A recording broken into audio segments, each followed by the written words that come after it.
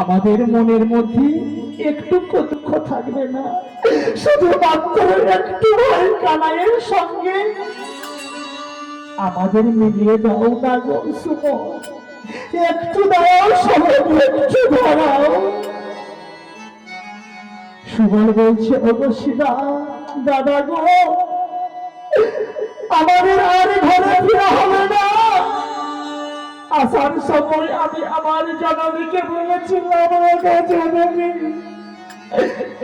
আজ আমরা সকালে সকালে ঘরে ফিরব, কিন্তু আমাদের জননী ঘরে ফেরা হবে না গো জননী গো।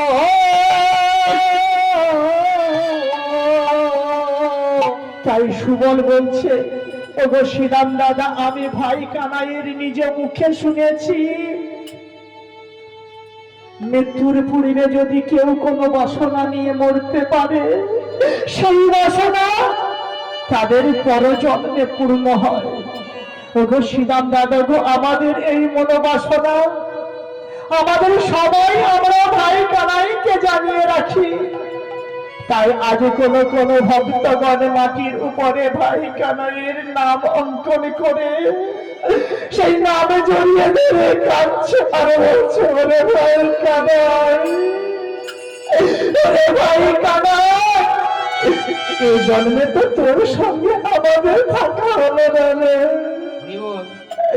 তুই যেন আমাদের ভুল বুঝিস না, তোকে বড় আশা করে বলেছিলাম, ওরে ভাই কানাই, তুই এই বংশীবতী ছায়ার নিচে বসে থাক, তোর জন্য আমরা জল নিয়ে আসবো, আর সেই জল তুই পান করবি।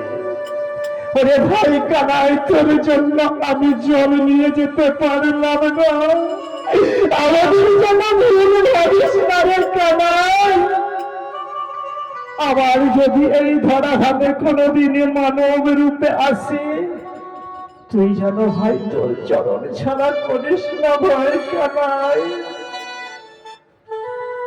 আবার কোন কোন রাখালগণ প্রাণ গোবিন্দের আমার বদন খানি মাটির উপরে একে বদনে বদন নিয়ে চুম্বন দিচ্ছে আর বলছে, ওরে ভাই কানাই, এই জন্মে তো তোর সঙ্গে আমার থাকা হলো না,